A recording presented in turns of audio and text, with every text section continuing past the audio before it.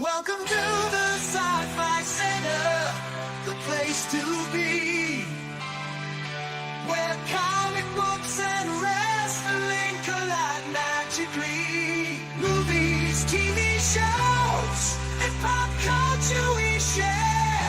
Get ready to rock, we're here to take you there. From superheroes to aliens in outer space, we've got the latest news and reviews in our embrace.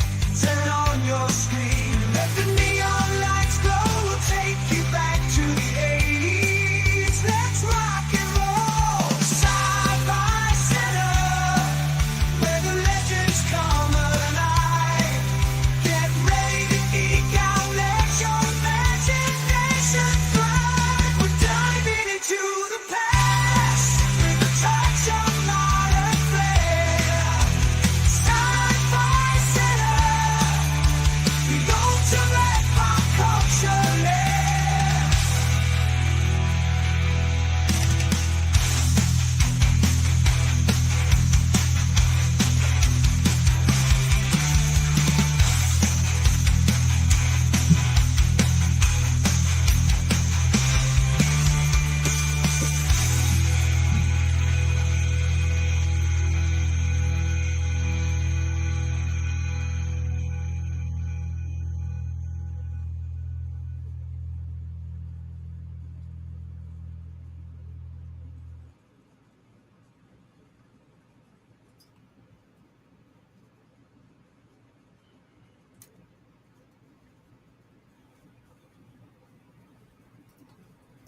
Welcome to Wednesday.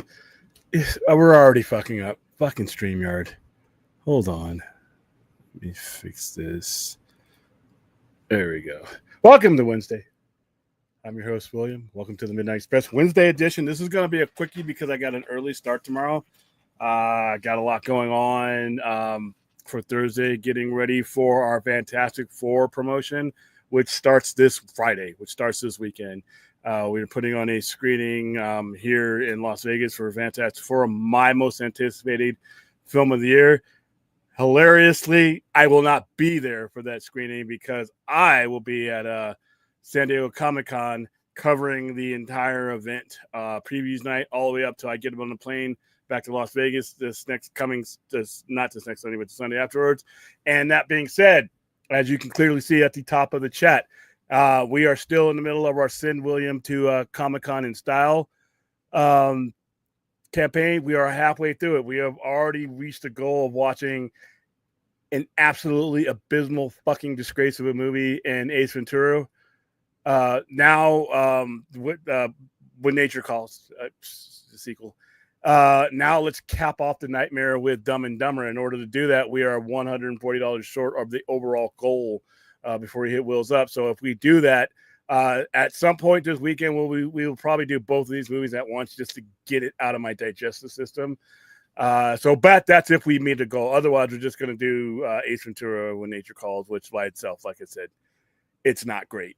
It's not even good. It's think of the worst taste in your mouth. This is these two movies. But on the flip side of that, that means, I get to eat well while I'm covering this event for you guys. I'll have the caffeine I need, and I'll be able to get to everywhere we need to get to cover all these things. I will be all over downtown San Diego. The pop-up events they got going on there. I will be covering Trauma, Toxic Avengers. We're be covering Alien Earth, Predator Badlands, Peacemaker will be out there in Hall H. So yeah, help us, help me help you. But like I said, and I'm going to be your player, game player, whatever they call it, the player character. I'm going to be basically like, you're going to be here with your joystick and aim me where you want to go. Start thinking about that now because it's less than a week away. This time next week, I will be in San Diego for previews night. So what is a list of things that you guys want to see me cover while we're there? And last but not least, somebody who's going to the only person I know that's going to enjoy that trash, bringing the shit up on the screen. Y'all know it's like this is one of the things we're definitely going to enjoy covering right there. I mean, once again, guys, this is a fundraiser. Under no other circumstances would I embarrass myself or my channel but this is a fundraiser. We do stupid. We've built a reputation for doing stupid shit for fundraisers. I can't think of any more dumb shit than any Ace Ventura movie, and the aptly named Dumb and Dumber. So help us get there. Let's get to, I open up the door, and I already got a super chat from we got 2 actually from Larry. Yeah, you could have put that into the donation and got us closer to those awful movies. But hey, come on, Larry. But hey, it doesn't count. Doesn't count. You can't get that toilet scene without donations, dude. I don't know. You're really exposing a lot about your quality of movies by your love for this trash. But this is the greatest toilet scene of all time. It shall never be. There's no. Why would you want to even? What is the competition? Exactly. Just stop. Sweet Matthew Moses, Smell the Roses, William Brad versus. Take Brad out of there. Saw Superman again and liked it much more. I knew it was. I knew what it was, so I could pay close attention. And I didn't love it at first because I saw it 2.5 times. Thank you again, Larry. I enjoyed it the first game, but was also disappointed as I prefer Snyderverse. But I dig this too, and hope we get both together. Yeah, me too. That will be the that will be having the cake and eating it too. I saw Superman, and I have thoughts. There you go, guys. That's the link. That's the link to make it happen. If you listen, I'm already going to be dry heaving over one, so we might as well knock them both out. I got that one. Hello. Yeah, please like, subscribe, share, do all that kind of stuff. This was the movie that had its highs and lows for me. Same here. Mortal Kombat trailer comes out today or tomorrow, depending on your time zone. Don't care. Thank you, Brady. Can't wait. Oh, and by the way, that this is something I just literally right before we came on.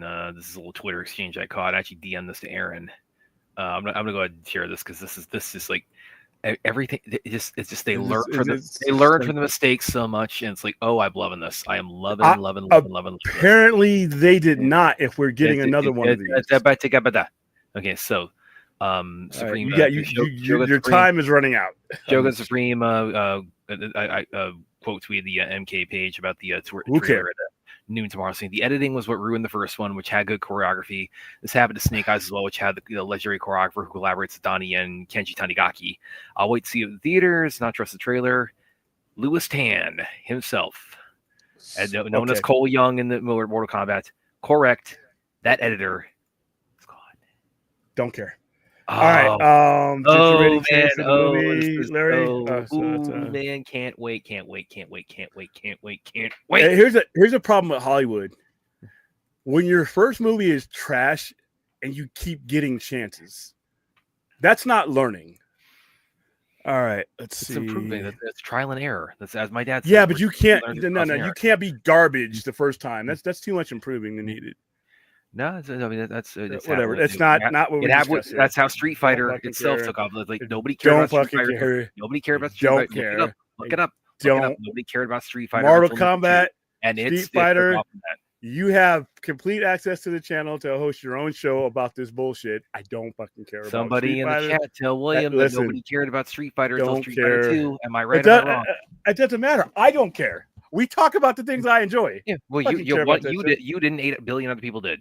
Okay, so what? They can go to your YouTube show when you start it, whenever the fuck you want to start it, and they can put themselves to sleep with this shit. All right, Chuck Cage, just to me was my favorite 19 cartoon Superman in live action. I never got that, but yeah, I just didn't see a lot of the cartoon. I felt that this Superman movie was cartoonish, but I didn't feel like it was from that particular cartoon. But everybody's different. You gave it a 0.5 higher than I did. I gave it a solid 7 out of 10. It didn't. The movie for me, there's stuff I noticed in it the second time around, but the quality of the movie didn't go up from a 7 for me. So it stayed. It's like what we were saying last night, where it's like this is we think this is good, this is fun, this is enjoyable, and Man of Steel for us is just like a grandiose, monument to Superman. And I'm biased. I freely admit that I am biased because of my preferences to what I want to see in a superhero movie and what I want to see in a Superman movie. They didn't give me all of that in this particular show, but they gave somebody else something. That's fine. All right. Yeah, this is going to be a really quick stream because, like I said, this weekend, as we get closer to Comic-Con, the activities that I have to get done compress themselves, and I get up a little bit early. Daniel, absolutely not. Sorry, Braden. I will not be there. Hey, then the movie's coming out. I mean, it's like don't care. It's it bucked the odds of like what fate had thrown at it. Not really, but sure. Daniel. Oh yeah, I know Brad said yeah. What they did, they put out like okay, all right, put all out, right, they all put out right. this We're in- gonna have to in this- fucking knock they, this they, off. they put out. I this will push fake in trailer. stream. They put Shut put the out this fuck. fake fake trailer in universe doing, and it's rad. Go watch it now. In fact, I'm putting it in the chat for you guys. This is where you guys should have this discussion in the chat. Don't be muddling down that show over this shit. It's rad. It's awesome. It could be awesome somewhere else. I'm pretty sure somebody thinks we are missing out big time if we're not talking about this. No, I'm doing just fine. William and Bad, do you describe to the talk we need to support this incarnation of DC characters, or we will never see them theatrical form? I mean, you can enjoy what you want to, but I think that's quite true because each time that these things get fucked up, somebody who wants to put money in them is less and less inclined to do so. So yeah, I just put in the chat for you guys. It's from the bloody. Okay, yeah, what the fuck ever. And it's the coolest. It makes Blade Runner look like the Muppet Babies. You've already made yourself look silly by supporting Dumb and Dumber and Ace Ventura. This is objectively, conservatively, 1.5 billion times better than Blade Runner. Yeah. Brad gets extra being Brad. This is the type of shit I have to edit from the show, or people will actually think the show is just not. Oh, here's a good one from Larry. William Brad, what are your thoughts? Yeah, I've seen some of this going around. What are your thoughts on the mural of Justice Society Superman? Because there's been some speculation about that might have been like Pierce Brosnan Superman or Pierce Brosnan Dr. Fate in there. How could you tell?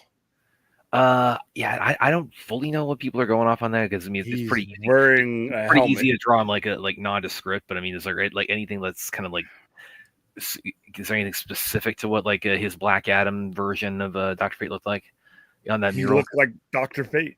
Well, yeah, but I mean, is there anything that like makes him stand out for the way he's portrayed? Because I mean, he looks different. Like he was on Smallville. He has a different look there. He's okay. Stop, okay. bro. All right, and not just because I have no use for Smallville. Please, people, please stop this. Please, I'm fucking begging you to stop this. I understand you love Smallville. That is wonderful. That is great. Stop making comparisons to cinematic shit to that stuff. One of them's a TV show with no budget. One of them is anything you describe. Any don't matter. Pick your movie. It's not the same. And just because something appeared here and looks like something here doesn't mean, and most likely that is never going to look that way when you actually start pouring money, time, and budget and prestige in it. Please stop. You know what else they like? They like Mortal Kombat. I'm being serious because I see people getting themselves tied up in a knot because I don't. Where were all you people when nobody was watching these shows, when their ratings were where they are? But anyway, that's not even a point. Any TV show, unless it's on HBO Max or one of these networks that are owned or cable streaming channels that are owned by a studio that can put that type of money into it, there's no comparison. So what Dr. Fate looked like on Smallville, stop right there. All right. Dr. Fate wears a gold helmet. Now, unless I'm misinformed, did this mural show a Pierce Brosnan face? If it didn't, it could be anybody under that helmet. But these no TV show, very few.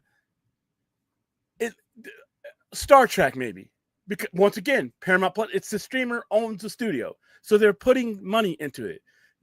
Nothing from the WB should ever be mentioned in the same sense as something that's cinematic. Whether you like it or not, you're not being real when you start comparing a low-budget series of TV shows to something like that.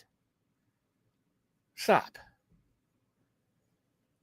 So that's my thoughts. I don't think we're getting Pierce Brosnan, Dr. Fate, but I wouldn't put it past James Gunn because he's a crazy man. Oh, and Aaron. By the way, Aaron, I was talking about this before you came on, but check out what I DM'd you a minute ago. Gunn said there will be one famous actor in the mirror. People zoomed in, identified everybody. Look up Jake Garrett, Wildcat. Where is all this? Well, who's what did played we Jay talk Garrick about and here? who's played Wildcat in live action? Does anybody play? I know a few people played Jay Garrick, but about Wildcat, I don't think anyone's done Wildcat in live action. Well, what's his face played him? But yeah, Um, all right. Well, I also- once again it's also talked about like he's played up like there's apparently there could be a pretty pull big up this mural. Pull up this mural because apparently it wasn't a big enough deal for me to even see it. Well, I don't even. What is James Gunn? What did he say about a mural? Well, he didn't say anything. People are just like zeroing in. Okay, then that's what I needed. That's what I needed to know. Listen. The show is not steered. Thank you, Larry, for the support about what people are saying. We have run ourselves into the ground with trends. I need to hear it from the people, and especially when it comes to this DC stuff.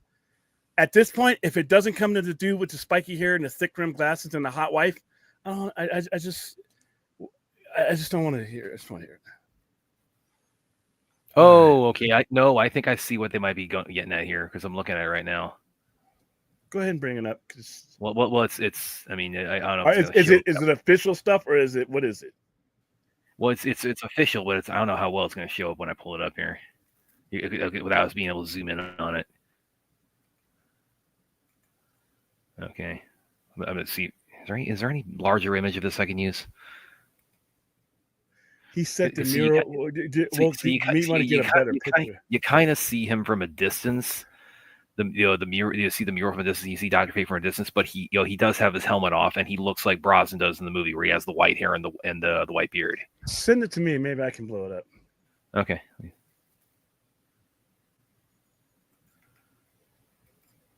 Okay, just send it to you. Okay. Hold on, stupid Twitter. We're gonna have to bring back the ban list, by the way. We're gonna have to bring back the ban list, and I'm gonna have to make some additions. Do not compare TV shows Unless they're Superman Lois. No. That beyond as good as that show was its last 2 years, It's you cinematic, can't compare that. utterly cinematic. You can't compare that to a multi-$100 billion. Are you whatever? Mind. Where am I looking at? I see the article it sent me. Well, it's a URL. No, this is the old thing you sent me. Oh, you didn't see it? It didn't come through? Hold on. Yeah. Hold on. I got it. It just came through. Yeah. So it's the first. Oh, you're talking about the one in the movie, in the Guy Gardner movie. Yeah. And so it's like right above Guy Gardner's Where head am I there. looking? So look at where it says Kent Nelson, Dr. Fate. I see the Flash, Jay Garrick. I see Black Pirate.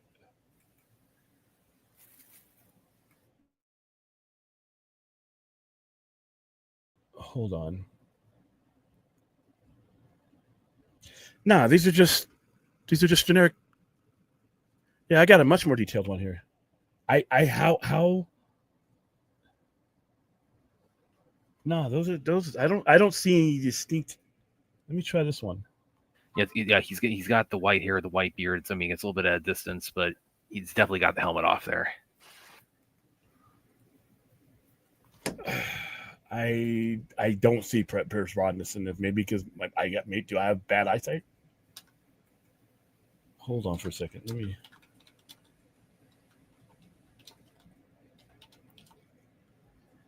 By the way, not saying that he can't, that he wouldn't do it, but I okay, so the fact that it's a guy with a hold on.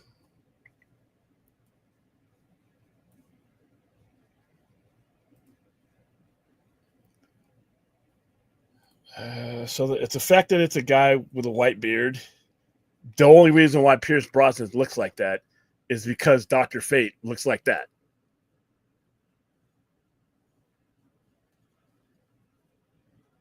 I mean, that's literally what he looks like. I don't know if that's the Wikipedia thing. It won't show you everything, but you see I don't know if you guys can see, but to the my upper right of my screen, you see Dr. Fate, and he does not have a helmet on, a white beard, white hair.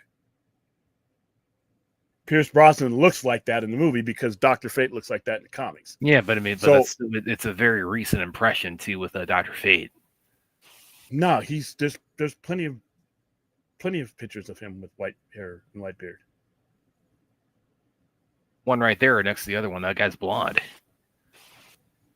That guy's blonde right there. That's when he was younger. He's older on the right-hand picture. I mean, I wouldn't mind it, but that's not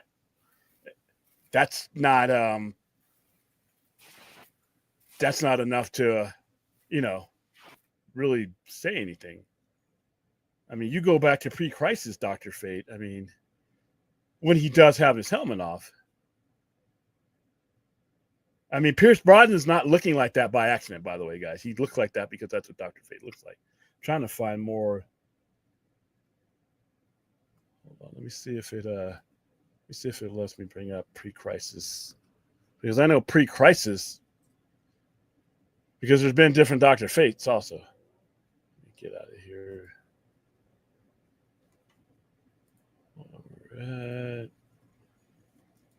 But yeah, if you stare at something long enough, it can look like whatever you want it to look like. I mean, I'm guilty of that myself. I don't know how many times I've looked at things and said that's got to be that, but let's see. Yeah, because all the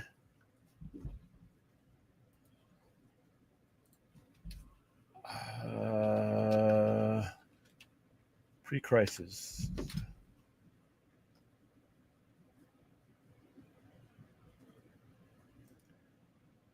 All right, now this looks like somebody can correct me. If there's a bigger nerd in the chat than I am, that's cool. I mean, but this is a pre-crisis picture. You see you see to the right to my screen there?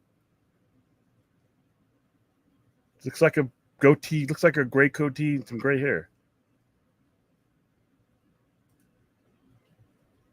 Because that's what some versions of Dr. Fate look like in the comics. Now, once again, I'm not saying that can't be the case. Don't get me wrong. I'm not going to get that from that mural. That's a basic image of basically every character on there. And it doesn't mean he may have said there's a famous actor on there, but that doesn't mean it's anyone who's previously played that character. Newsflash, there are other famous actors that might play a superhero character pretty soon. Did he say it was a famous actor who had played the role prior? He didn't say either way. What are you talking about then? Yeah, I like Pierce Brosnan. I would love him back, but I just don't see anything there in any of those pictures. I would bet that every single one of those characters, if he does use his Justice Society, he's going to pick his own people. Well, and the other thing too is that he dies in the movie. So, and in fact, originally there was supposed to be an end credits. There's supposed to be an end credits scene where where his helmet, like you see like a foot come and like someone picks up the helmet, like after the end battle that was taken out. So I mean, no death is ever permanent in comics. Exactly. But comic book death, unless you're Captain Marvel, you're coming back. What if that's his explanation? It's like he supposedly killed by Sabak, but he got like warped into the DCU with that punch or something. That's all possible, but that mural don't mean shit to me as far as like trying to forecast. I mean, him saying the mural is important could mean he's going to use the Justice Society.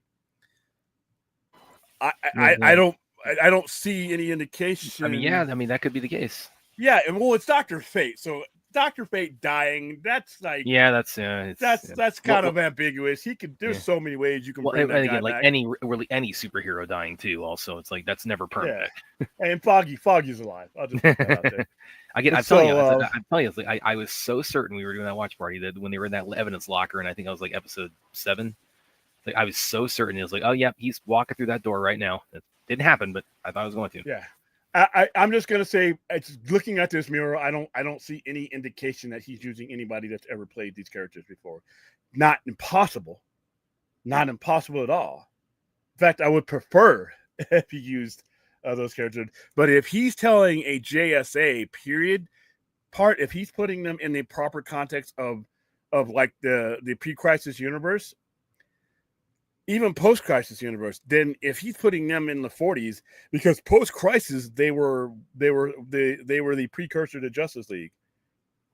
They were in World War II, and in the Justice League and the Silver Age characters came after them.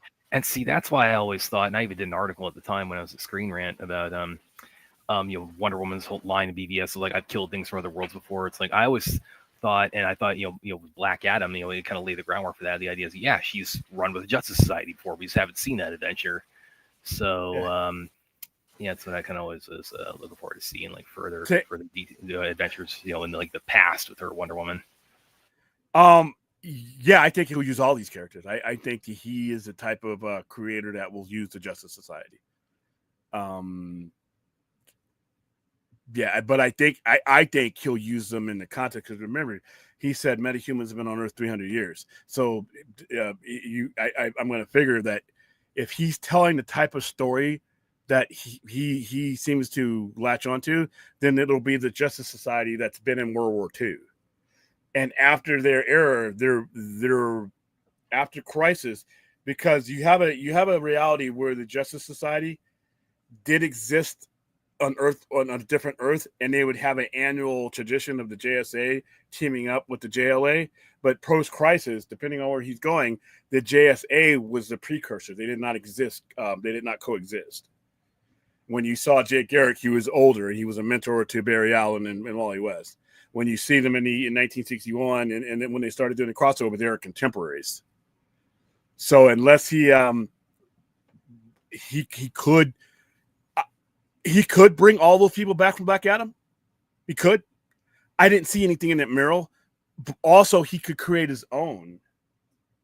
He can create his own. So, and the other thing too what is he's gonna do when he talks about like. Hold on. To answer your question, yes, Larry. Yes, the short answer. When we talked about like our theory we're sort of operating on with what Peacemaker season 2 is going to reveal is the whole idea about at some point the timeline you've splintered when that Justice League cameo in season 1, like that's kind of like the that's the point of divergence, or that's the point where like that's the fork in the road.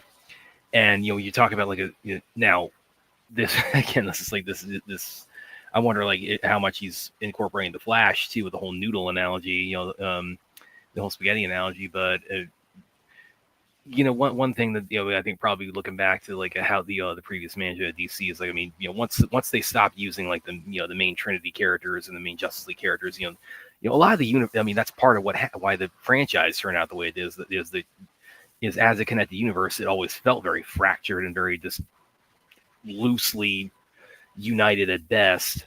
So what if part of what he's doing there is also he's sort of like taking like the disparate sort of movies, like okay, the Snyder movies, these are a specific timeline, and then something like Black Adam, what if that's an individualized timeline, and et cetera, et cetera.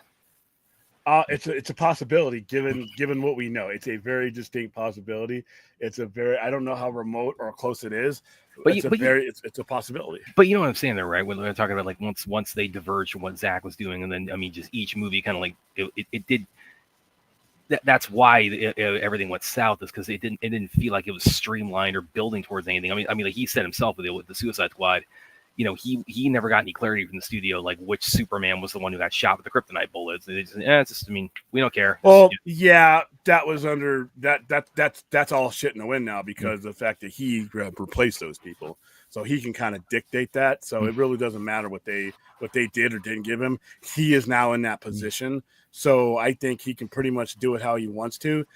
It's a distinct possibility. We'll have to see how Peacemaker rolls out, but without seeing what's going on in Peacemaker, we're it's like us trying to buy a lottery ticket to Mega Millions. But you get what I'm saying, right? Though, about like once they diverge from what Zach was doing, then it's like, I mean, it's almost like you like look at like the subsequent DCEU in his absence as being like almost like each movie, like it can be in any continuity you want it. Like Birds of Prey, is not married to the Snyder continuity, inherently, or like Suicide Squad, or Well, to answer your question, he can refer to anything he wants to. So he can refer to his base universe and not refer to Birds of Prey, and he cannot refer to Shazam 2. He could not refer. He could branch off and refer to whatever he wants to. So I can't answer that without knowing what his idea is. I know there's possibilities there, but once again, be prepared for the possibility that he uses none of that. That he blows up this universe as just a tool to explain Peacemaker and only Peacemaker and the universe is in right now. He could obliterate all of these realities and we could never get anything else again. That's a possibility we need to brace ourselves for. And it may be a higher percentage than anybody wants to realize. All right, here's fourth. Just got back from a multi-open panel stream from Bill Rev's channel. Went well. I can't imagine anybody. All right. Listen, goddammit. You're never going to endure me. As much as I love Bell Rev and any of the other streams that, you go on with mutuals and people I love, that is what they do. That is what they do. They started their platforms to have the type of conversation they wanted to have. And more power to each and every one of those individuals. I started a channel to kind of have the conversations I like to have. All due respect to all those people who are doing it their own way. When it comes to what I do here, I don't give a fuck what someone else is doing somewhere else. They're doing their thing wherever they're doing it, and I'm doing mine here. Not a big fan of open panels. It's not like I have to explain why. I literally left that one up to be your cliff notes on why it will be a very long time before I open up the zoo again. Peace. All right. What else we got? Hi, my Comic-Con sidekick there. You're going to the library to read in TMT? Did you? Is it the Wayne's World? That was Tia Carrere. That was actually somebody else singing that song, but that's the first time I heard it. I see the man in the back and everyone's acting. I actually kind of dug that in the Suicide Squad trailer when that was coming up, and they had Bohemian Rhapsody previously, and it felt like, is this like almost like a Wayne's World sort of thing they're doing with the marketing? Maybe. Larry is supposed to be the Hall of Justice mural. That is where they were at, I think, when they were doing that. Yeah, that's overtly the Hall of Justice. It's included. The Justice Gang, as it is, it exists in. Prefer the tower, but maybe we'll get that later on. Oh yeah, Watchtower. Like, man, I'd love to see that in live. For those of you who don't know, the Watchtower is the Justice League based on the moon, and more in the 90s continuity. And yeah, man, I want to see somebody do it. It sounds like Zach wasn't even because you see the remnants of, and you even see them establish it. In Wayne Manor, and then the remnants of it in the Nightmare that he was setting up kind of the more traditional Hall of Justice. But somebody, man, I want somebody to show us the Watchtower on the moon. All right, so now that he is talking much more about it, he also said the DCU will revolve around a character who no one would expect, probably Waller Flag. Well, I would expect all of those, but Dr. Fate. I don't see Dr. Fate. I don't see the entire universe would revolve around him, but that wouldn't be unexpected. I think he's going to come completely out of left field with somebody we're not talking about right now, to be honest with you. And maybe the main villain. Who knows? But I don't think that mural is an indicator of anything other than that there were superheroes, that these guys aren't the first superheroes. This isn't a origin, for any of them, that we've had decades and decades and decades of, superheroes in America and across the world. So that's all I look at that mural to be, but that's it. Let's see. Well, yeah, because Pierce Brosnan's Dr. Fate was made to look like Dr. Fate. It's like when people tell me that so-and-so looks exactly like Superman. He looks like Superman in the comics. Yeah, because that's the point. Everybody you see, for the most part, is going to look like Superman in the comics because that's their baseline. That's what they're using, right? All right, I missed the super chats. Hold on. All right, this later.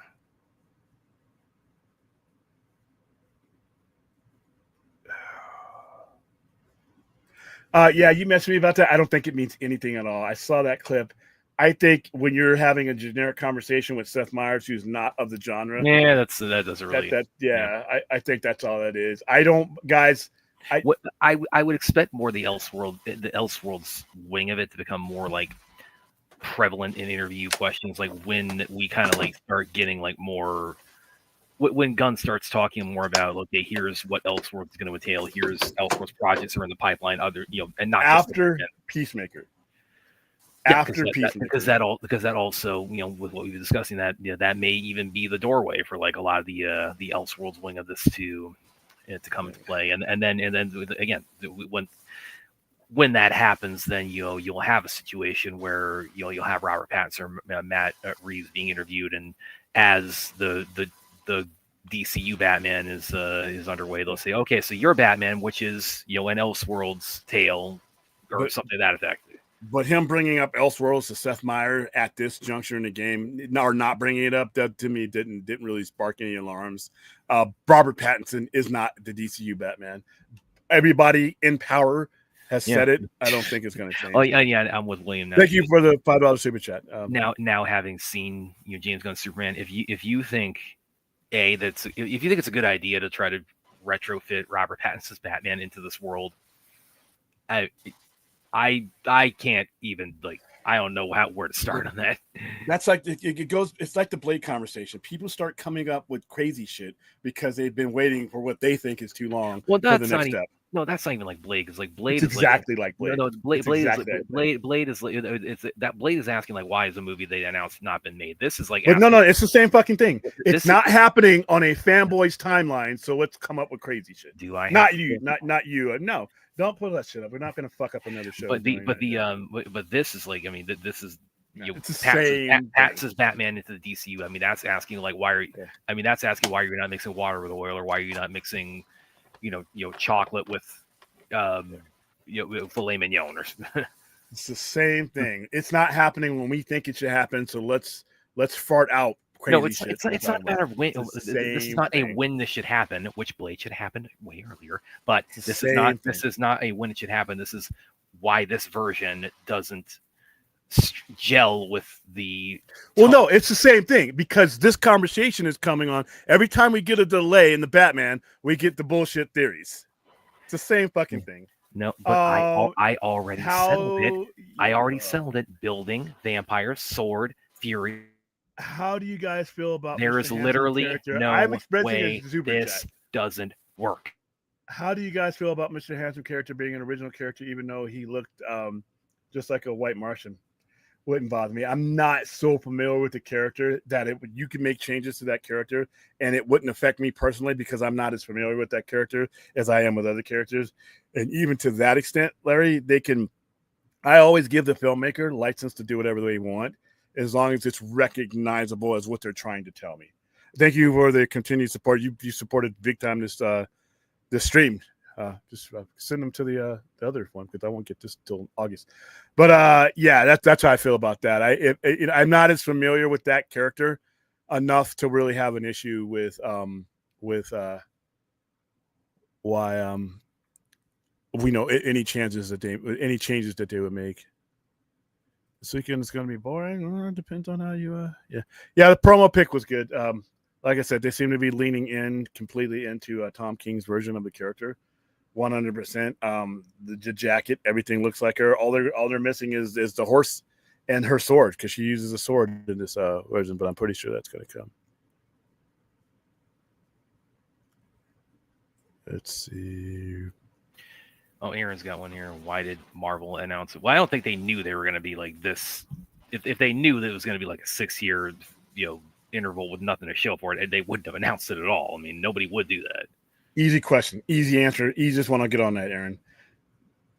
They had their plans changed. That's it. When they laid out those plans, their plans are not the same as they were now. Their plans are definitely not the same post Bob Chapek.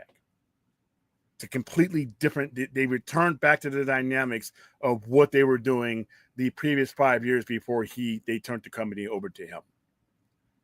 Their plans changed. What was fitting, what was going to fit 5 years ago, it doesn't fit now. And there's been adjustments made. That's it.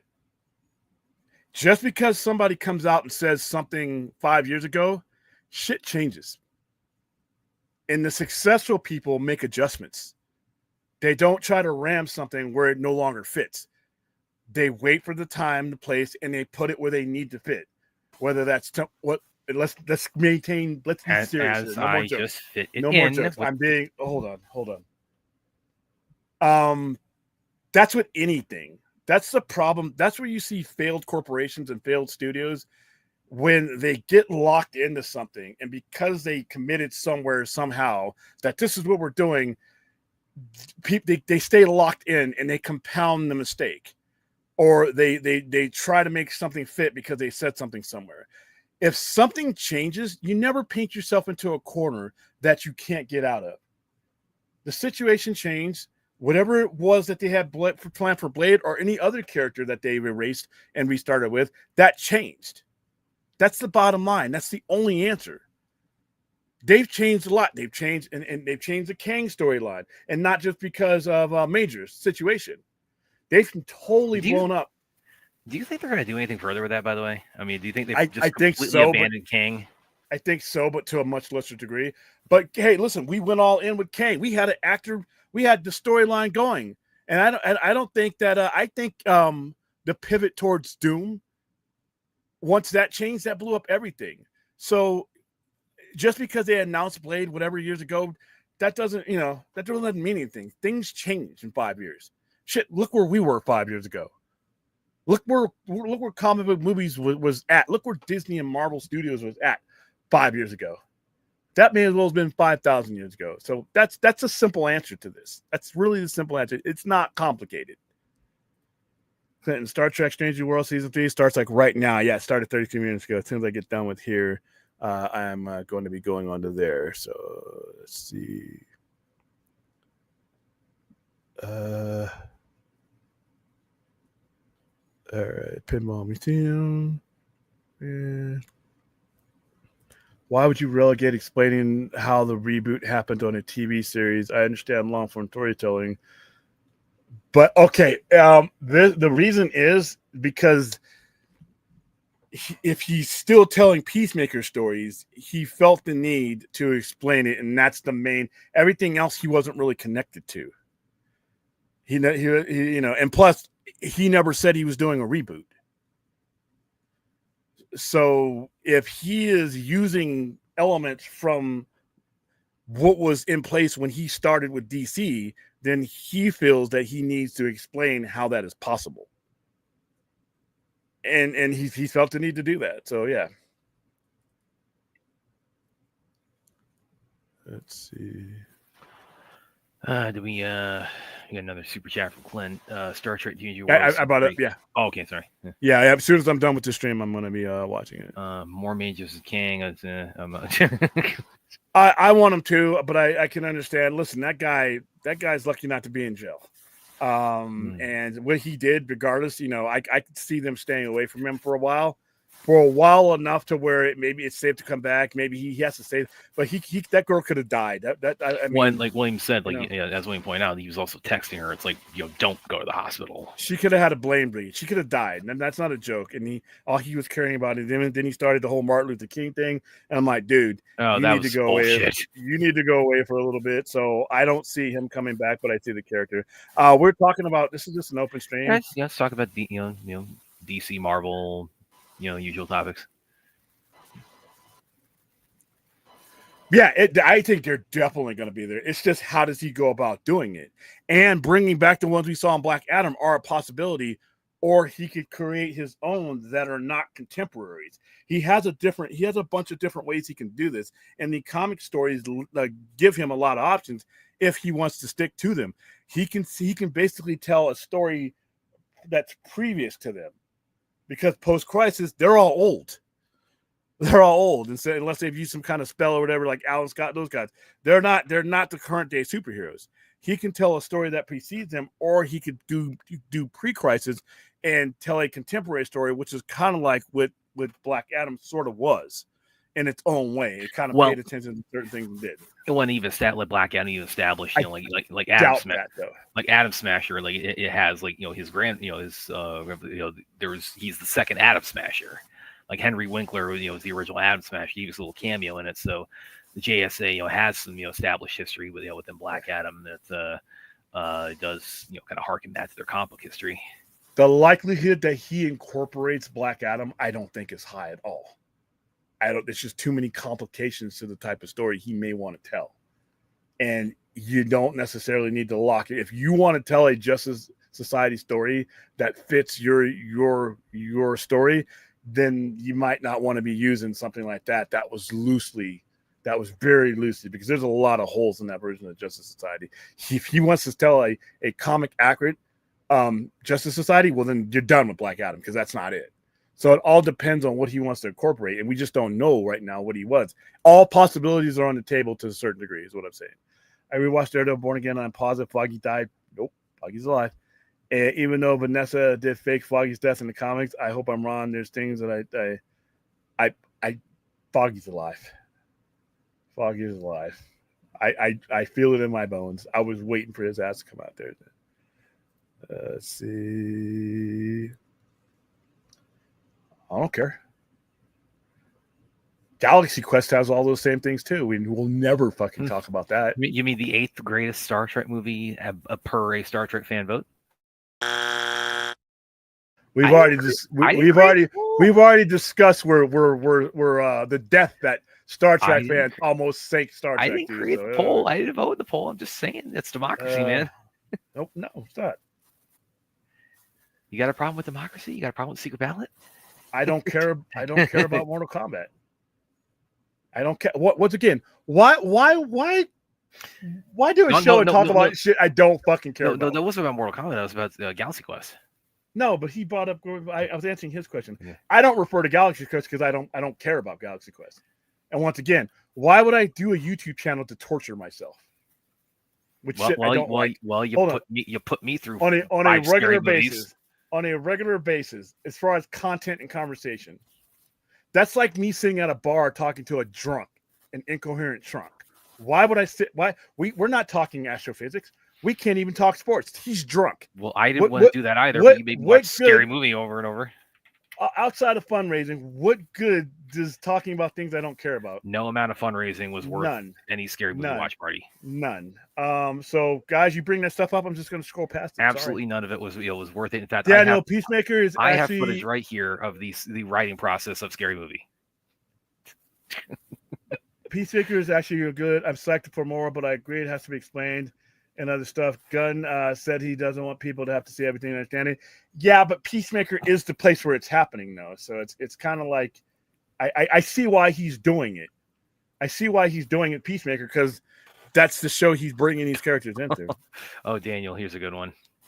I'm really curious to see the multiverse version of Sinners where Majors plays one of the Smokestack twins. I think Michael B. Jordan playing both. I mean, no, I don't think that's going to happen. Well, like you said too, it's like I don't think you're anticipating like a direct like Sinners 2, but you are expecting. I'm expecting something in that universe, more in the Sinner verse, and like other people are really down for that too. The Amanda Waller connection is something else he's gonna have to explain to Peacemaker, because he's carrying that character over. So, and that's not even a character he created. That character was created. That was a Zack Snyder casting. So. Where's this other one? Yeah, if he wants them to, Larry says new Peacemaker trailer is him going from the DCU from the DCEU. Him and his friends might replace their variants. I've already seen an article saying it's DCU epilogue. I disagree. Multiverse baby. Yeah, I mean we were just talking about this last night. So and what everybody is saying in these articles is most likely not. I don't think he's put that out there yet. I just don't think there's enough information, even with the trailers. Even with everybody's theorizing. I mean, we put out our theories. Other people have. It's like no, I don't. I mean, I would, and he's even kind of alluded to this too. It's like where it's like nobody has put their finger on like what we're doing with this overall franchise. So like, even I think probably whatever theories are out there right now about it. Nobody's like hit the nail completely on the head, probably. Which I mean, you and how could you without like seeing the seeing more than the trailer. And he knows.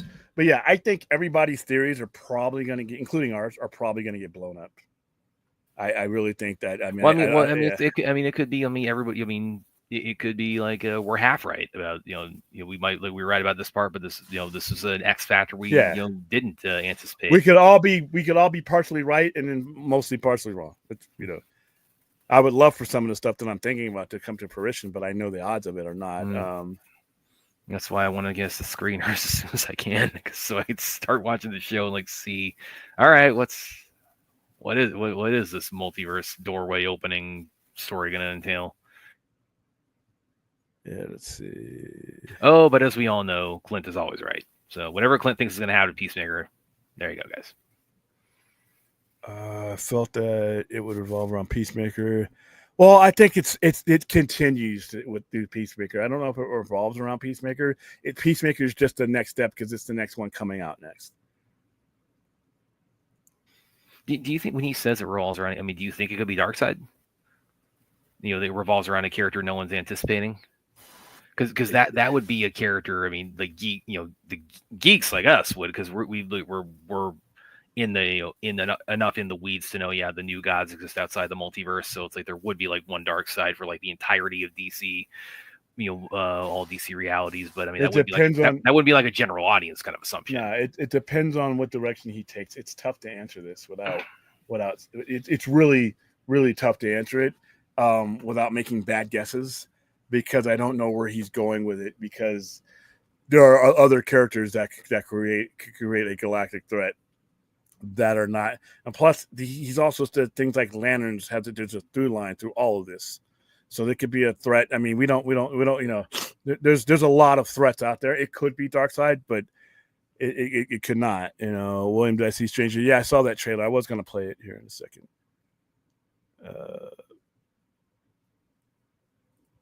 If it's not Elseworlds, well, he's already said he's already indicated that. I just don't know how he's going to do it.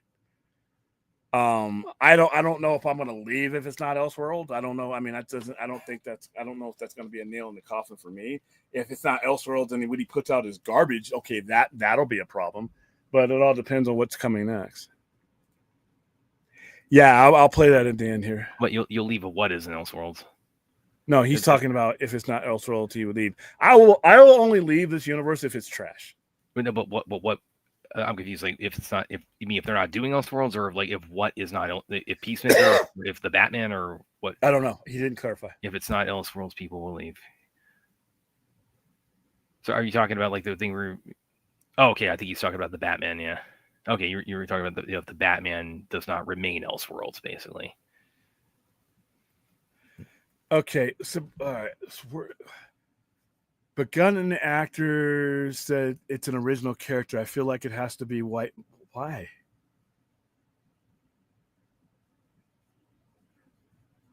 I mean, Larry, don't get me wrong. It could be, but where is he? I don't see where there's a strong indicator that he doesn't seem to have shown that hand yet.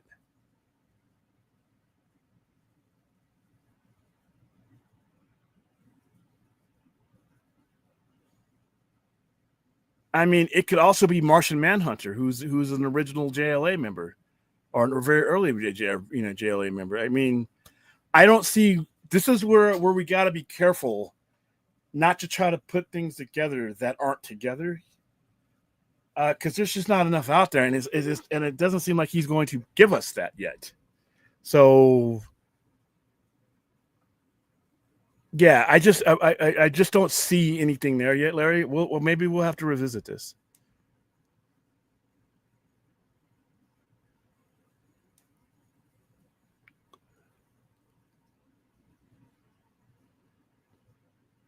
Let's see.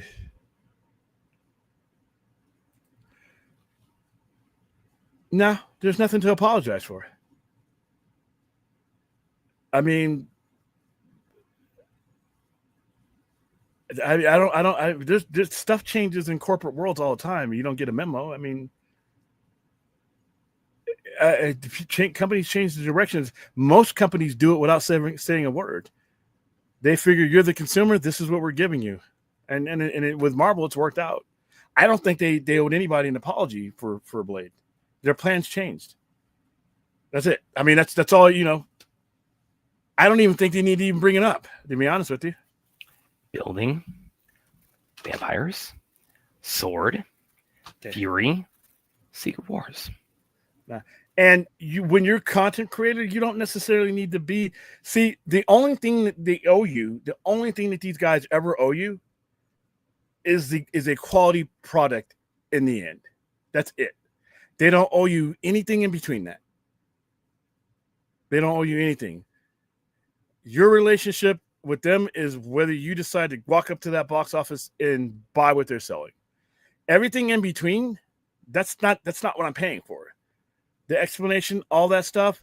If obviously if somebody mentioned it 5 years ago and I haven't gotten it, I can kind of yeah. And you just have to pay attention to what's been happening.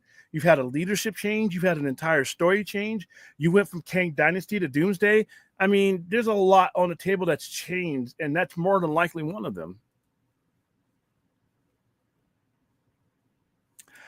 My audiences thought it was cool. I mean, they didn't jump out of their seats like when Peter caught Mary Jane in No Way Home, but they reacted positively to it. I mean, they didn't shake the auditorium. I mean, I think that you will see variations of Kang. I don't think you can tell this story. To be honest with you, I don't think you can tell this story without him. That's just how I feel. Let's see. I guess you're right because they were going to put the focus on supernatural side, but we're up by night and Moon Knight has been. Oh god, yeah, Moonlight just really came and went. Although there are plans for another season. Oscar Isaac is really busy though. It's really hard to nail him down for a TV show. I'm surprised they were able to cast him to begin with. Been silenced, and I guess that explains Bane's cancellation. Yeah, I mean, some changes, like I said, and they're never going to come out and say what changed because they don't think it's relevant to us as fans. They don't, like I said, and they don't owe us that explanation. I mean, they really don't. I mean, do you really want? Does it? It's not really going to matter to me. It's what are you giving me, and I decide once you give it to me whether I like it or not. Aaron, if I was the Asylum, I'd be making my own Blade. You know what? I mean, I could see that. I could see that happening with or without the end. They might do that. Just say here's we're gonna do the preemptive our knockoff version 3 years in advance kind of thing. I could totally see this happening though. And of course, obviously they have to skirt around it with because the Asylum they're the low budget studio that they do when you have something coming out, some big blockbuster, and they'll do a loosely kind of similar version. They just said that they did something similar to Ballerina. They called it it was Ballerina Assassin, I think it was called. When Paranormal Activity came out, they called it Paranormal Entity. They did their own Sherlock Holmes. They did their own War of the Worlds. They're also the studio behind Sharknado. So so this they might do a version. The poster would be dude with sunglasses and a sword, and we call him we call him Scepter, or we call him Knife, or we call him Cutter, and that might be their way to skirt around it. So yeah, I could totally see the Asylum doing that, Aaron. That's funny, Aaron. That's a real good observation, a real good one-liner from Aaron, very much. Williams I don't care. It probably come out before Mahershala Ali's Blade will. It's for damn sure. Hater Billiam when he's so what? So what? Guess what, guys? If the Blade movie doesn't come out tomorrow, if the Blade movie doesn't come out in the next year, guess what? I think the MCU is going to be fine. Maybe you won't, and that's a you thing, but we're going to be okay. Hey, you know what? Asylum, the people of the Asylum, if you're watching right. Oh my God, you guys. Go ahead and take what I laid out in that article again. Building. If anybody who's watching this show that's new, I apologize for the circus that it building, is vampires, sword, And just again, get Michael Jai White right. there too. He would kick button it. Sure. All right. Anyway, now listen, guys. You guys need to Google the word hate and hater. It's like if I'm having a conversation about comic books and you bust into my fucking conversation and want to talk about bowling. How do you think I'm going to respond to you? Exactly how you think I would. It's not hate. Stop fucking up my conversation. Let's see.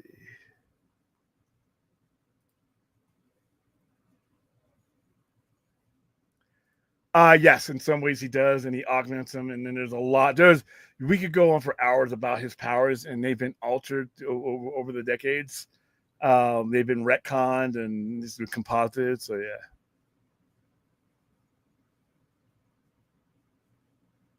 No, not even a fat burger this late at night anyway. No, I just. Why is it Billiam the hater now too? Is you trying to put my name into it? Why? Like I said, I could watch somebody else's channel if I wanted this scatterbrain conversation about shit I don't care about. I could literally do that. Instead of being on the air now, I could literally take off the headset, hit in stream, and just randomly close my eyes and click on a YouTube channel with people talking about random shit I don't care about. Why would I do that? Why would I put my face and my name on a show for that reason? I don't do that. Sorry.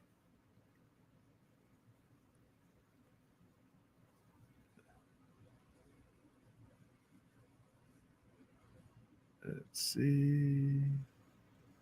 Like I said, we're not a news show. Just because it's in the news. I've told you guys that before. I might need to put a scroll at the bottom. Not a news show. Just because some shit happened don't mean I'm going to talk about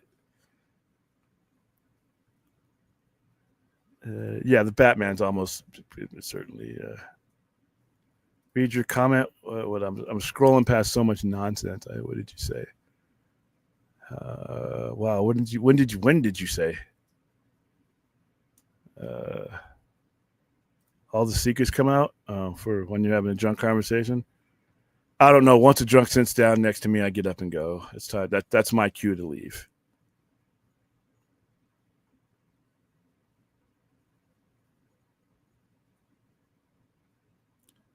Let's see.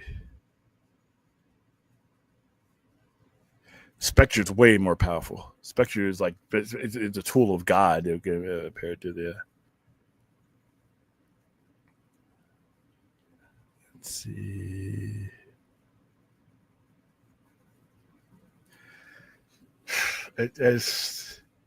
I think it's going to do really good. I don't know an exact number because every time we bring up these numbers, we can't dismiss some of the things that have changed movie going and that have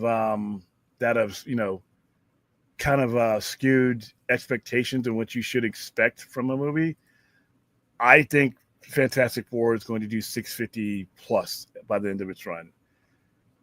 If once again, it could run into the same thing Superman's running into. It could run into the fact that it's a family movie and families can barely afford to eat right now. Let alone afford a luxury like what is a minimum $125 movie. I would think that it would do just as much as any Marvel, because they're treating, whether you guys believe they're A-list or not, Marvel is treating them as an A-lister, and most Marvel fans will follow them as long as that goes. I think it's going to make what every average Marvel A-lister makes, unless there is some catastrophe there, and which is minimum A-list movie is going to be Thor, as far as in this era, in the last maybe 10 years, is Thor, and that's at $700 million. So I think it hovers in that area right there. Once again, though, it's not a prediction I would bet money on because of a lot of things that are going on that have nothing to do with the Fantastic Four movie. I know a lot of people right now that are underemployed in their jobs that can't afford things. They got kids. I know a lot of people who have adopted the streaming model as the way that they're going to see movies now. And with depending on when this movie hits Disney Plus, and Disney Plus is going to want that movie as soon as they can get it. So there are a lot of things, but if all things remain normal, I would guess between the 600 and 700 million range minimum, and I think it could hover around that because of the fact that it's that kind of Marvel movie, and I think a lot of people have been waiting a long time for a good Marvel A-list movie, and the last one that they released that wasn't good still made $700 million. What do you think, Brad? Yeah, I think that's probably a pretty good prediction. We're like Fantastic World dudes, and like the two Fox or the first two Fox movies. I mean, those did between them. I think like I mean, lots changed since then. But like the first one did like 320, which that would be probably like equivalent to like 580 or something like that today, or 600 today. For what movie? What movie? The 05 Fantastic Four that did. Like, oh yeah. A lot of your fans weren't even alive when that movie came out. By the way, yeah, it's 20 years old now. They're not going to refer to that movie at all. Well, there was no MCU then too. Other than bringing Johnny Storm into Devil Wolverine, but that's other refer to it. But that's not nobody was showing up for that. They didn't even know he was in the movie. Yeah, but yeah, I mean, I think 600, 700 is probably a pretty good estimate for what Fantastic Four do. I'm also becoming I'm kind of joining Williams' hypothesis too. Yeah, I think Superman is probably going to top out around like 550. Good job. If that happens, congratulations to James Gunn. Congratulations to everybody. You're off to a good start. And he said himself. I mean, this is what the whole like conversation around the and that's putting a nice term on it around the box office of it in terms of like you did it or did it not beat Man of Steel. He said himself in that interview, it's like, I'm happy hitting a double with this. So if he's happy with the end result, I mean, and why can't his fans be? It sounded like the conversation that David Zaslav needed to have. It fell into the 30% that it needed to, and he's primed people for a long marathon and not just some kind of let's break out of the gates in a mad sprint and hope we run a 2 mile in 5 minutes. No, his is going to be on Sunday. I don't think I will be at Hall H on Sunday. It's all right. You're right. It's not a theater. But financially, if you're tight right now on cash, it's the best alternative for you. You got to start somewhere. Unfortunately, the last images that people had from the DCEU was things like Harley Quinn, Blue Beetle, a Flash movie. I mean, and none of some of those movies are good. But it was a jumbled mess, and you were missing Batman as your headliner. You were missing Superman as your headliner. You were missing Wonder Woman as your headliner. You were doing all these mediocre movies, that weren't even powered by the Trinity. So where were they supposed to start? I mean, mediocrity is an upgrade from what we were getting. When's the last time we had an A-lister? When's the last time the Trinity, other than Wonder Woman 84, and that was in 2020. And even longer for Superman. The Trinity's not Wonder Woman 84. I think you're a member of the Trinity. She is a member of the Trinity. So. Also, the Trinity together the last time was Zack Snyder's Justice League. That's not a wide theater run. But doesn't count. That doesn't count because it was a theater. But I'm talking about an individual Trinity member. You really didn't have one. I mean, Wonder Woman 84, that wasn't a good movie. It was the last time was The Flash, actually. It was because it has Affleck's Batman. Remember what I just said. Hold on. Go back to what I said. When is the last time that we had a member of the Trinity headlining a movie? They were not headlining. They were cameos in The Flash. Headlining a movie, Batman. Headlining a movie, Superman. Headlining a movie, Wonder Woman.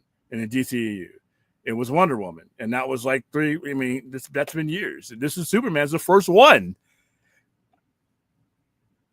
and because Aquaman and the Flash, they're on the squad, but they're not the three starters. They're not who you're spending all your salary cap on if it's the NBA. So when it comes to the Trinity, we legit went fucking 5 years without. I can't even realize I said that. So where were you supposed to start when they gave us mediocrity for they gave Blue Beetle. No matter what you think about Blue Beetle, that's not Superman. Harley, I mean, yeah. So, I mean, yeah, I understand what you're saying, but they actually, mediocrity is an upgrade for what we were getting.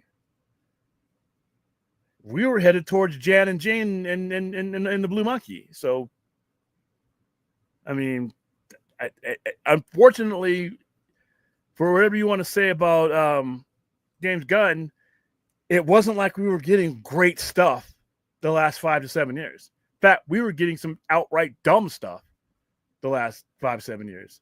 So it wasn't like we went from a 4-star product to Superman. I mean,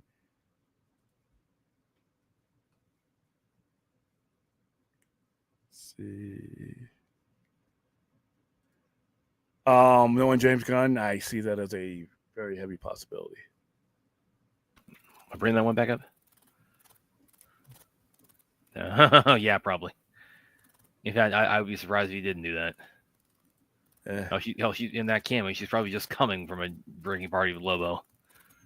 It's unfair, though, as The Rock did get Henry back, but it got no light. Well, yeah, because it was rushed, and it was put into a movie headlined by an A-list actor, but a Z-list character that people weren't going to pull money out of their wallets for. It's just, it's an unfortunate situation. I would have gone to see this, Forth. I would have gone to see this. Personally, I would have much preferred that. If you're telling me that superheroes are already in existence, why not give me the ones I care about? That's just me. I remember what it was once, and it wasn't that way. Yeah, so do I. Unfortunately, that is what we got for 8 years before this movie. What we got before, those first 2 movies were I will defend those movies to the death. Not that I need to, but what we got after that is unfortunately what drove that brand into the ground. Yeah, he sure would. He was going to give us the Wonder Twins. To me, that's telling me you want to be fired. When you come in and the first question out of my mouth is, "Where's Superman? Where's Batman?" And you can't answer that, but you give me the Wonder Twins. Now, at least with James Gunn, if he were going to do something silly like I know it's coming, he at least gave me Superman. He pulled Superman out of the trunk and took off the disguise and took him out of witness protection and put him on the big screen. Something that the previous people did not do, and for 5 years. All they did was telling you about these plans that they had, and shit never came. Fuck them. I like the Flash. I'm not ready to compare it to Superman, but I enjoyed the Flash. I really enjoyed the Flash. Yeah, same. Yeah, now we have mutant monkeys that can text. Yeah, well, like I said, I think that's probably how he's going to create Gleek in this universe. Mark my words. That's going to be the origin story of Gleek. If he brings the Wonder Twins in, there's your Gleek right there. One of the mind-controlled hashtag monkeys. The shittiest thing about that is that sounds about right. Well, I mean, come on. It's like, I mean, it's certainly more. Means more planning for Gleek than Hamada gave it. Yeah, like I said, listen, you got a bunch of bad hires. Hamada was like probably the one of them that just basically, I don't think he was capable of doing more than he put out. And that's when if you're the management, you have to recognize that that's not the guy. You need to make a change. But look who those guys were. It was like you failed upwards, So yeah, I like what we got now, at least structure wise. I mean, I like all the content we got, but what was I getting from the end of Justice League 2017 till now? It wasn't like I was getting, Scorsese. That'd be a different thing if we were like last year, we were getting like the best shit we could get from DCEU. And then we rolled over to this and be like, we weren't getting anything. We were getting Shazam movies. We were getting Blue Beetle. We were on the verge of getting the Wonder Twins. So yeah. All right, guys, it's 1:00. Now that you guys have thoroughly aggravated me, including the fucking co-host who's supposed to help anchor the show. What you literally escaping out of his cage. The hell. What you mean, like when pulling up like the gifts of like the masterpiece you're going to be watching this weekend? Well, no, we're not watching it because let me check. Guys, you got to come through. Like William could be like just sleeping on a sleeping bag on the beach which in San Diego is not too at bad. Comic Con, it's like if you don't come through, you have to. It's like, I mean, this is bad medicine, but he's got to take it. He has to. This Oh. cannot. We can't bankroll this unless Williams sees both Ace Ventura, When Nature Calls, and Dumb and Dumber this weekend. No change this entire Guys, stream. you guys are selling William short here. Do you not? I should have appreciate charged you guys by the syllable for annoying the fuck out of me. We'd already be at the goal. No. Fourth, you know what? Fourth, drop $100. We'll do a whole open panel. I'm only doing shit I don't want to do for money. Fuck it. There you go. We'll invite in everybody in this chat. And it'll be every bit the disaster you know it's going to be. You drop $100 right now, we'll do it. Otherwise, I'm going to bed. Yeah, certain beaches. Yeah, you got to be careful. But, Mission Beach, where I'm going to be, it's going to be all right. I thought The Flash was a fun movie. Given the circumstances and the mismanagement, there was a much better movie in there than the one I got. But what I got was fun. Yeah. Again, I think time is going to be kind to The Flash. I think it just got released in a really, really, really unfortunate situation. Most of my streams are not preceded by a fat burger. The motherfuckers are expensive. Okay, which is, you guys are just wait. You guys are talking about things that are like what? Yeah, it's a good way to stream. No, it's not. Yes, and then you ask why. And yes, Mortal Kombat 2 trailer in 6 hours. Let's do this. In fact, now that you guys have mentioned that movie that I don't give two fucks about, let's. Oh, are we gonna watch that fake Johnny Cage movie trailer? No, ever. Why not? Because I don't want to. This is awesome.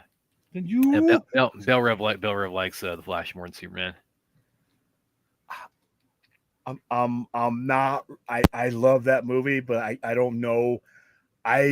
Give me a month or so of watching it on streaming, and Bell, I might have to join you. Actually, by the way, speaking of that there's something I think I've been thinking about today. There you go. Well, what were you gonna do a second ago? No, I'm like I really do like The Flash. I mean, even with its disorganization. Well, because I was thinking about, we were talking about, I think about Chappie or somebody asked us would we consider doing a watch party of The Flash, and you said you wanted to wait until we got a little bit into the DCU with Superman and what have you until we kind of went into that. And I was thinking, with Peacemaker, with what we're thinking it might be doing, maybe when the circa Peacemaker being released might be a good time to do a Flash watch party. Well, like I said, let's see what the circumstances roll out, because it may be a good reason to watch it. Who knows? I like I said, I was fucking around and people came after me with knives when I said Ezra Miller's Flash could be in the Peacemaker. It's an easy way to explain things. People came after me. My comments and my little mentions are all fucked up. Yeah, certain people, well, I'm not going to name names, but other Daniel, I'm gonna have to slightly disagree with you because his relationship with his father, that scene where Barry has to go back and set things right and know that it means his mother's gonna die. Yeah, that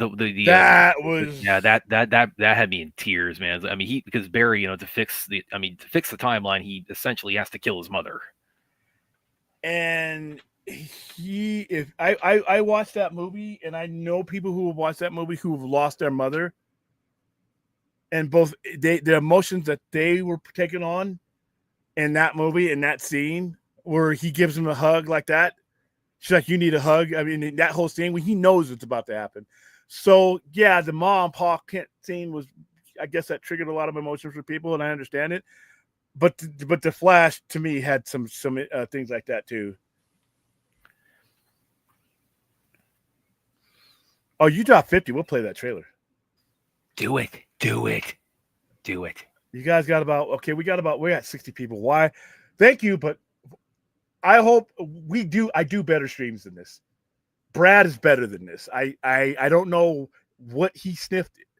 If he did the yayo, I don't know what got into Brad tonight to participate in the fucking of our show, but whatever. But yeah, thank you for the 56, whatever. Well, it went down 60, it's fluctuating, that are watching right now. Let me check our fundraiser. I see fourth was fourth ain't gonna do that. I knew it.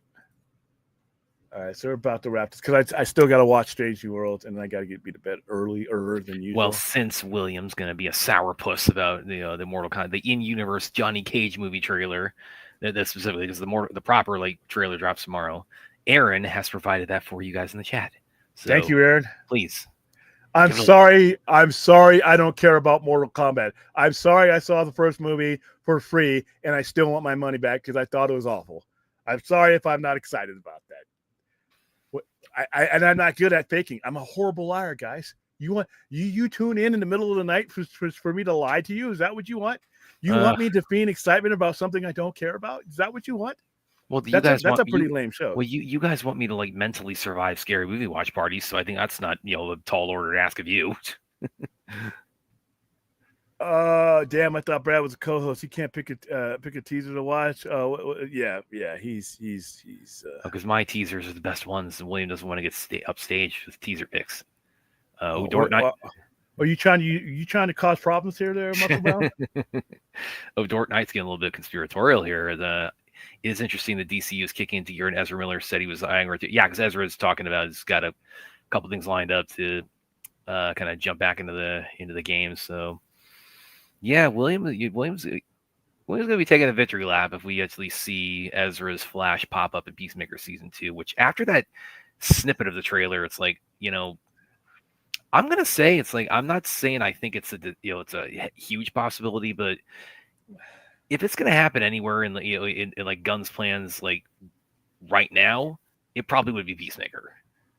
Yeah, and with this crazy man, nothing's off the table. So nothing you guys are bringing forth, including Larry, the whole Justice thing, nothing's off the table. I just don't see the direct connection. Who knows? It's James Gunn, and James Gunn is kind of a balloon in a good way.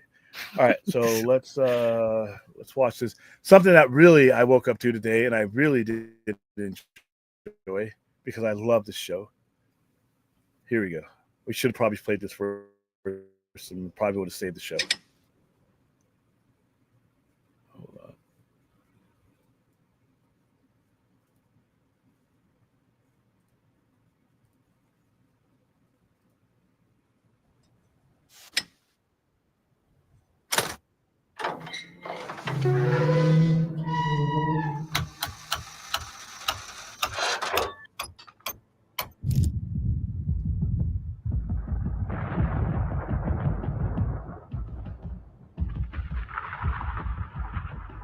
Burn commencing in 5,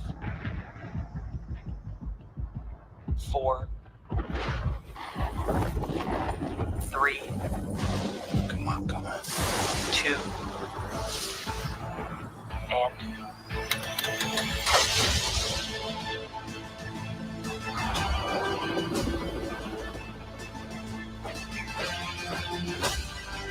After what we've been through, this thing.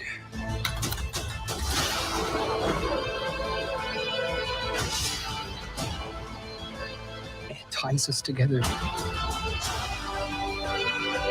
forever.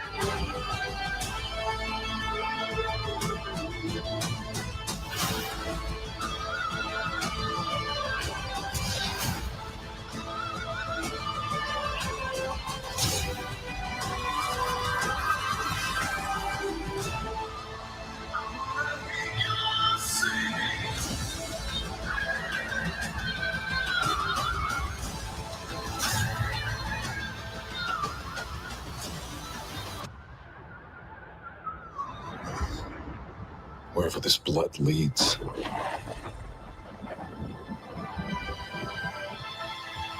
need you to fight one last time.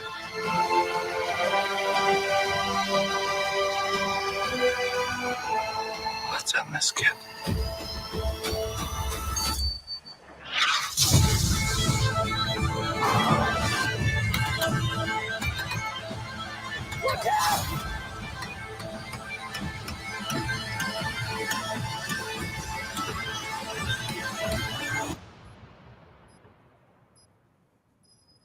Found you.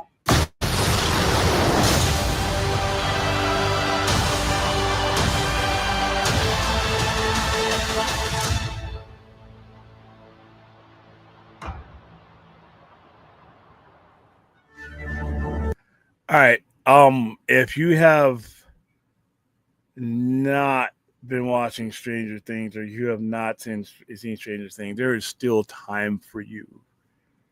There is still hope for you. It is a great show. Season 4, some of the best storytelling that I've seen in all my time of watching these type of things. And it's getting 5 seasons. And for those of you who are mad when your certain streamer show gets canceled after 4 or 5 seasons, this is one of the most watched streaming shows ever, and they got 5 years. So it looks epic. They split it up. I think Netflix is going that direction of splitting things up to build anticipation. It's getting late. The only mistake I did is not starting off the show with that. Could have probably saved the show today. Oh well. Vecna's voice is perfect, and that last scene found you. Everything I will watch. There's a guy who does some trailer breakdowns, and he's been pretty dead on with some of his predictions and breakdowns, but I can't wait. I love this show. I'm sad to see it go, but at the same time, I'm happy I ever got it. I will look back fondly on these. It took them 30 years to get through 5 seasons, but that's fine.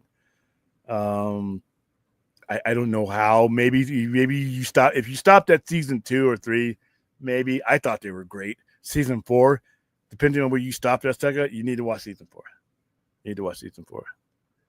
Yeah, she did. Turned into a woman. They all, and they're trying to look like teenage, they're all in their 20s now, and they're still trying to look like, teenage kids. So is this Irish Rock? I don't know.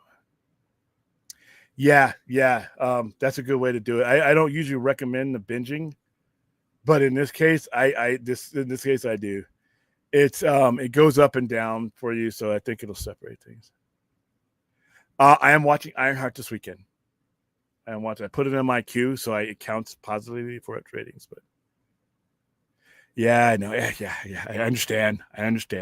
And now you look at 11 when she first started this show, and look at her now. She's a grown-ass woman married to John Bon Jovi Jr. Everything's different. The first season is one of the best seasons of any show I've ever seen.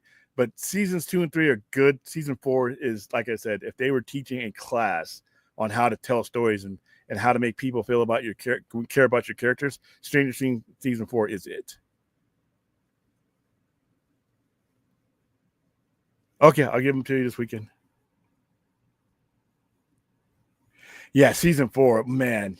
And like I said, I gave a fuck about everybody on that show. Everybody, whether they had been there from the beginning, the new Eddie Munson, that role got Joseph Quinn other roles as far as I'm concerned. He is excellent in that. I don't want to spoil it for anybody who hasn't gotten to season 4 because you if you binge watch it, you care about him. You are gonna, especially from you guys Generation Xers who play, anybody who plays D&D these days, being into weird shit is cool now. Back when this show is depicted back in the 80s, if you were weird, you had your spot in the school. Everybody was scared of you. You hung with your crowd. They thought you were devil worshippers and shit like that. And it kind of kept them away from you. We were playing D&D at lunchtime. We were reading comic books. Those are my people. Eddie Munson is my people. And when he played that character, and those kids are in my generation. They're literally a couple years ahead of me. So I can relate. They're playing the same music, all that stuff. So I love this show. Season 4, I wouldn't say just watch season 4 and skip everything else, because the regard and care that you have for certain characters is built up over the years. I love Stranger Things. I cannot wait to watch this again. Yeah, that happens. A lot of times you hear something like that and you're like, I don't know. And this is the final season? Yes. Have you seen it at all? I've seen some here and there. I haven't gone through the whole show though. I've not taken that plunge, so I'm gonna have to do some homework to catch up. Well, I'm gonna be honest with you, yeah, because they're the same age. What they were going through, exactly when they were going through it, and the year that they were going through it is exactly when I if you watch Eddie Munson's character and the way people treated us, and you treated geeks like, it's not like now. I'm about to go to Comic-Con, right? So every dork like me, every lizard person like me is going to be walking around with a hot chick in cosplay. That wasn't happening in 1986. You found you a nerd woman if you were lucky, and that was it. Now being a nerd is cool. Being a geek is cool. Watching geek stuff is cool. All the shit that we do now, trust me, guys. Trust me, if you're of a certain generation, it was not cool. You had to beat somebody's ass because they were going to fuck with you. Somebody came over to me, reading my comic at the lunch table with my D&D homies, and they would just snatch it and throw it. And you guys already know, I've explained this on this show. Grown me is different than 14, 15-year-old me. 14, 15-year-old me hurt people. Okay? If you fucked with my property, I don't care where we were, you were getting snatched. So, but it's not like that today. Like I said, you reading comic books, it's cool, man. Dressing up like comic book characters. When I was a kid, you'd have gotten chased. Now it's like you can actually literally make a living as a cosplayer now. Back in the era where Stranger Things takes place, you were just crazy. Your parents would have got called in the office if you were into this shit. But so yeah, it not only is that 80s theme up my alley, what they were going through in the 80s is up my alley. And maybe that's why I connect with the show, and I might have a little bit biased because of the fact it literally lines up. And like I said, when you watch Stranger Things 4, Eddie Munson was so many. I knew about 20 Eddie Munsons and that same year, man. And it had a profound effect on me, to be honest with you. Having people like the Stranger Things kids, and they were out there, had a profound effect how our minds were developing. We didn't fall into stupid stereotypes. We didn't say, well, because you look like this, you couldn't listen to this, or you're white, you couldn't do this, you're black, you couldn't listen to this type of music. We hung out and did whatever the fuck we wanted to. We had that freedom because we weren't fitting in. You know, I played sports, but I wasn't a jock. You know, I wasn't part of any popular team. We were there. I had friends, but like I said, in my area of school, people fell into stereotypes based on fickle things that we just don't do today. So, yeah, I do connect with that show. Let's see. You don't want to hear about Miles Allen? Nah, because there's probably some fools getting beat up. The Boys season 4, the last season, whatever the last season was, other than Homelander, I just wasn't feeling it. Yeah. And every time I think about that show and why it's ending is just bullshit to me. I understand if you have issues with Neil Gaiman, okay, fine. We still have enough. He's written enough to do it with. There's too many people who were positively affected by that show to shut it down because of Neil Gaiman. Just fire Neil Gaiman if you want to do that. That's fine. You're going to pay him. So, yeah. Yep, Satanic Panic. Boy, if you listen to dude, people were listening to Bon Jovi like, you're a devil worshiper. I'm sorry, but even in the 80s, Bon Jovi was softcore. How can you ever confuse that? Anything that had long hair and makeup, they were, wow, devil worship. Twisted Sister, devil worship, I think. Well, what devil, if that's devil worship, then the devils must be friendly or something. I don't know. Yeah, that's pretty much what it is. Okay, dude. The whole season with her and Vecna and that damn song running up that hill from like the 80s, literally. The way that they used music in season 4, it was a master of puppets. I mean, her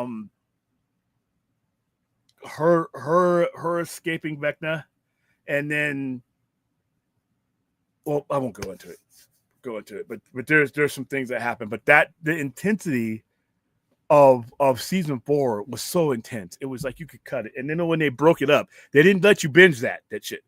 They didn't let you binge season 4. They cut that shit up. And that 7th episode, before they got to the last 2, there's a scene, and Anthony and anybody who's watched season 4 is going to know is one of my favorite scenes of the whole. There's a reunion. I'll say that without spoiling for you. You guys have fucking 3 years to watch this. God damn it. There's a reunion of some characters. And the way it is done, the way the music plays, the way it's shot is, like I said, if you want to get the high out of your customer, out of your viewer, you do it just like they did. And there's no throwaway characters in the show. There never has been. Everybody in the show matters.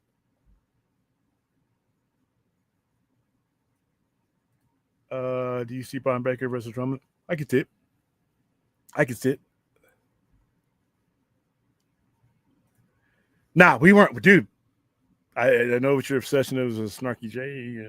Okay, for those of you not Snarky J, she's a cosplayer. I watch her stuff because she's hilarious. Her review of Blue Beetle was classic. No, 1986. We weren't getting them. Those type of chicks weren't coming over to the table. Those kind of chicks were not coming over to the table. All right. They were going for the footballers. They were going for the basketball guys. They were going for the prototypical what you had in the 80s. Not to say that there weren't women. I mean, but they weren't looking like I said, they weren't looking like that. And it wasn't accepted. You know, it was a different era.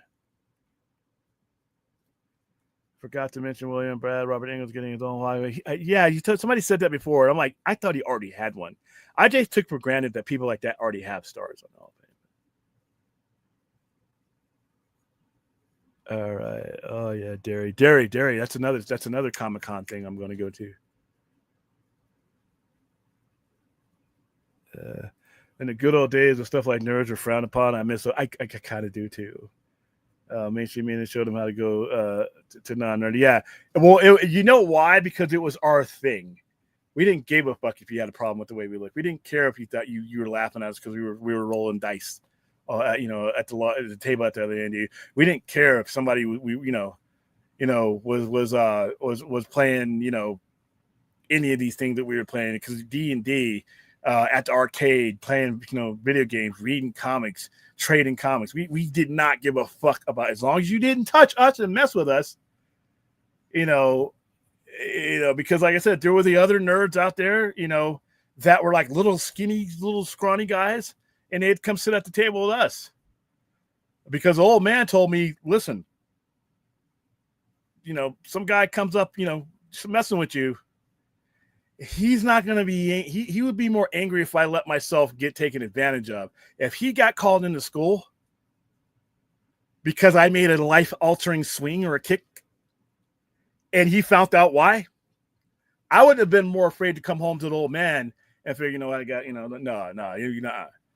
And even my mom, I was afraid my mom would come down and with a bat with some of these crazy fools if we didn't take care of it. But no, when we got together, we were untouchable, man. We were untouchable. They gave us weird looks, man, fuck with us. And there was a couple other guys, big dudes that weren't jocks, but like really big dudes for their age and size. They were outcasts. They sat with us. So we had the front line. You could come over and say some stupid shit to us. Don't touch us. Don't touch our shit. Don't fuck with our game board. Just keep walking.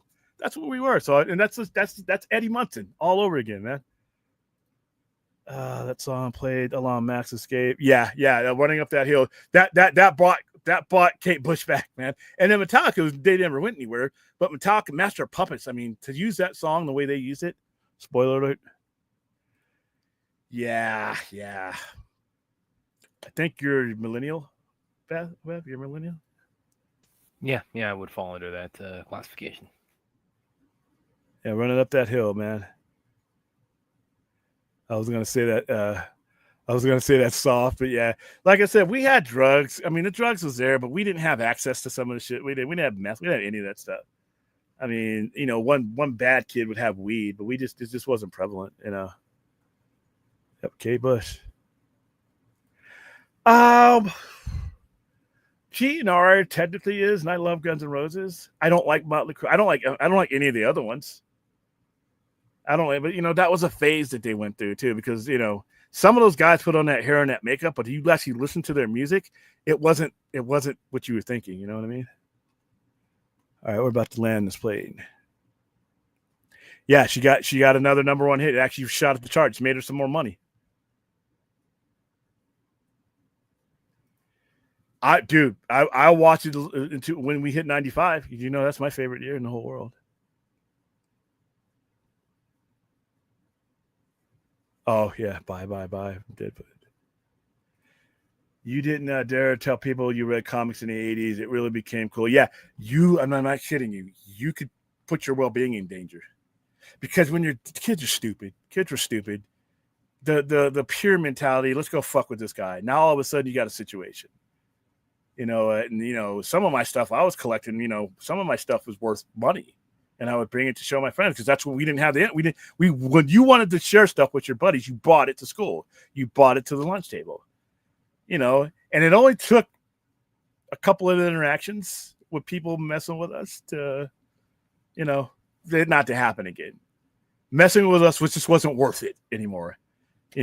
Say you're stupid shit. Oh, look at the nerd.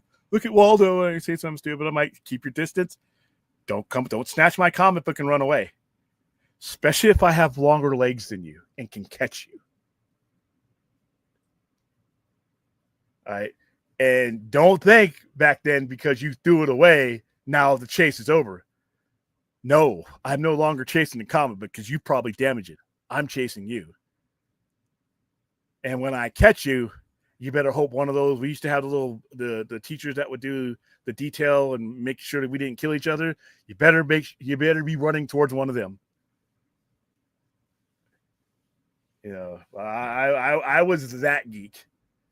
But yeah, it was people would fuck with you, man. And that's what made comic book stores so important because when we went there or we went to the bookstore, we were surrounded by us. It's like Cheers, where everybody knows your name. You were in the environment where you belonged, and it was cool. That's how that's why I'm doing what I do now. Yeah, you had to make an example out of somebody in elementary school, in junior high, and in freshman year of high school, because there's some big corn-fed motherfuckers. If you didn't, you'd get hurt. So you had to do some unpleasant things to get the word out that, hey, choose another table, man. Don't come over here with us. Yeah, like we would be playing, like I said, we didn't have Magic the Gathering back then. We had done the D&D was huge back then. It was huge. But in the mid 80s, people were getting called all, parents were scared. I don't want my kid hanging to that guys he's playing D&D. It's devil worship. I'm like, are we serious? So yeah. Let's see. Oh yeah, Pogs and Slammers. Okay. We're triggering PD. No. Those are good memories. Those are good. Those memories shaped what I am today. Everything I've been through up to the moment we're talking right now has shaped what I am today. And I don't regret that. It sucked that kids treated. But here's the thing though. Kids that get treated like that today, they just go get guns and shoot up the school. We just got in a scuffle. We may have bloodied the nose or kicked somebody in the balls. That's it. Nowadays, those same kids would have, one of those kids would have, if they got treated like we got treated, those kids would have got their parents' gun and they would have came to school the next day shooting.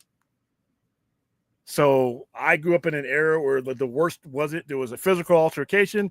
You made sure that everybody saw it so that the next guy was like, wow, don't need that. And that was it. Until somebody came in and got transferred in that was new and didn't realize, okay, you're new here, aren't you? Stay away from our table. But no, like I said, PTSD is you poor kids that came from Columbine and beyond. Those that's PD. We didn't have that kind of shit going on in our schools. Well, there are quite a few comic book shops that are no longer around. I really enjoy visiting by. Yeah. And like I said,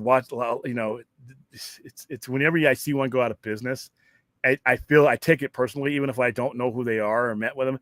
I understand what it means and what it takes to keep these things open, and to see somebody not be able to continue on what they're doing.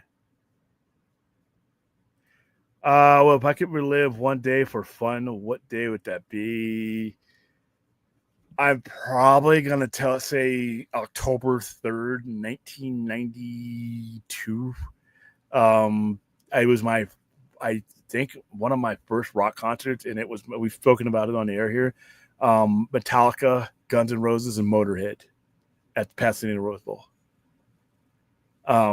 If you're talking about a single day, that's probably one of the more, we're talking almost 33, 34 years ago, and that is still with me today. And I'm grateful that I saw Lemmy live, and I did not have an understanding of Motorhead at that time. And the fact that I was able to gain one after I saw him live and then he passes away, I'm so grateful that I was there that day. So yeah, October 3rd, 1990.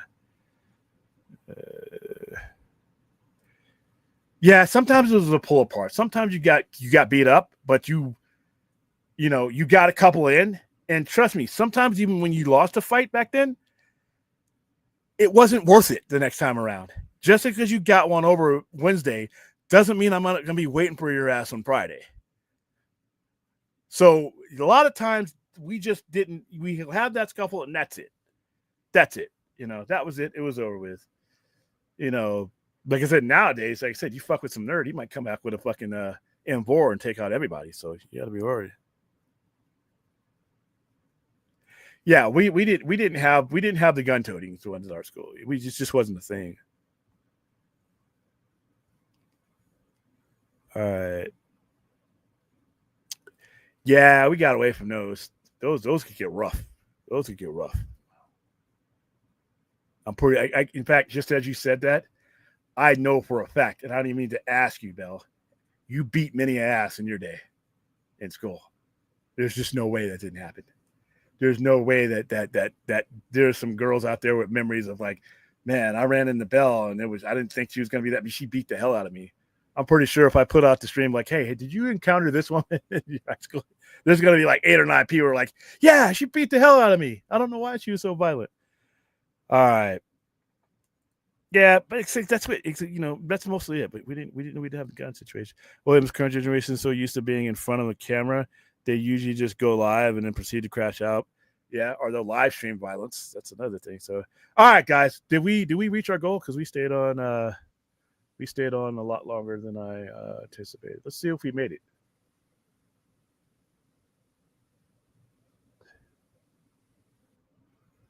And drum roll. Nope, not there. Let's look at this one. Let's refresh. What do you think, Brad? Think we made it? Drum roll. Nope. Darn. Looks like it's just going to be one horrific movie this weekend. Oh yeah. Yeah, I didn't say you probably cherish the memory, but I just knew it happened. Just like sometimes your live streams give off the energy of you beating the hell out of somebody. That's why I listen to them. Blow off some stream. All right, guys. Please like, subscribe, share.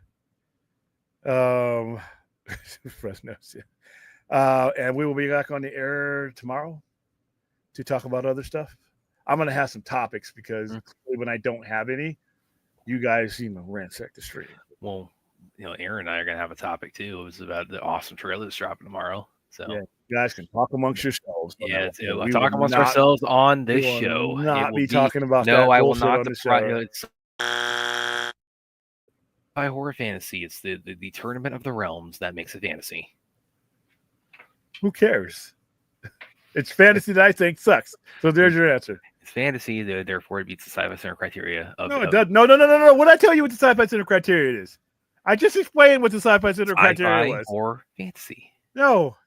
Shit I want to talk about. See, that's the difference between a news channel and me. Sci-fi. Yeah.